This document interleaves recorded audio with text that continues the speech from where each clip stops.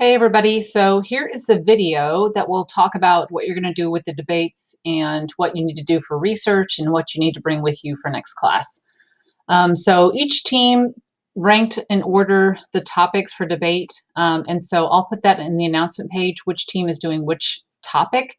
But as a reminder, your team is covering that topic and you're debating against each other rather than you as the whole class. So your one team will debate both sides of the argument on that topic, and then everybody else will pay attention, listen, ask questions, and then vote or decide whose side was most convincing. So what I need you to do over the weekend is start gathering resources and research on your topic. Now, Jensen provides some of that, and you should use Jensen inside of your debate, but you need additional outside resources. And that's what goes into this AB, and we can talk about that more in class as well. But you need to find outside articles and research that talk about your particular topic. So for example, one of the topics might be small class size. With small class size, you would need to find articles that support and show that small class size actually has a positive effect on achievement or maybe other social emotional aspects, and find articles and research that say, you know, for the money or the time or the effort, it really doesn't show significant impact on anything in these kids' lives. So that's kind of the arguing of both sides. One side of the debate is showing, yeah, this is making great gains, it's worth it. And then the other side is, well, it's maybe not showing great gains, or maybe it is showing some gains, but it's not worth the other kinds of aspects that have to happen in order for those gains to happen. So for your homework, what you need to do is you need to come to class with articles that support both sides. So you need articles that support the topic for doing this and against doing this. Don't just bring the articles in. You need to have read them. You need to have processed those articles.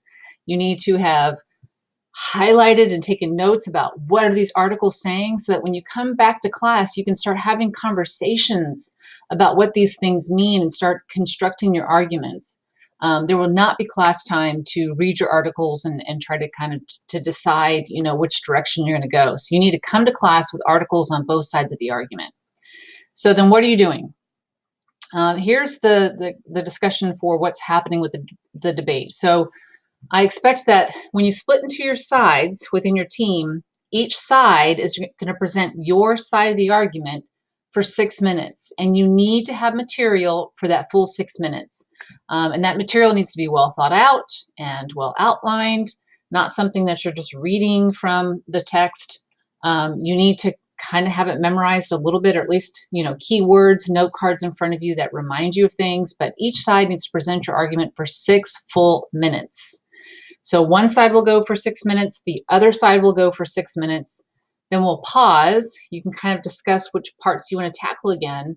And then you have an additional time to kind of debate against each other. So that will be more of a conversation. And the 6 minutes will be 6 minutes for y'all, 6 minutes for them, and then pause. And then we'll see when you come together how you're going to have that discussion or that debate once you're back together again. And again, all that's within your own team.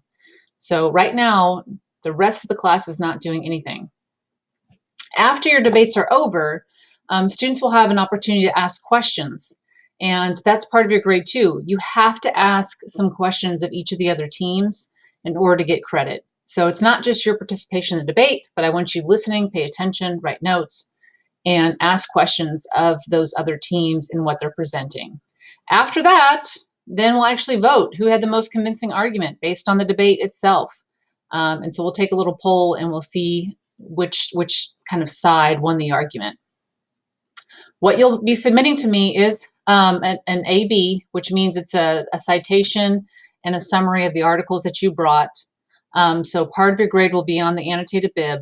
Part of your grade will be, did you participate in the debate? So you should be, if you're in a team of 4, you'll split into 2 smaller teams of 2, and then one person maybe talks for 3 minutes and the other person talks for 3 minutes. So your participation grade will be based on whether or not you actually contribute to the debate.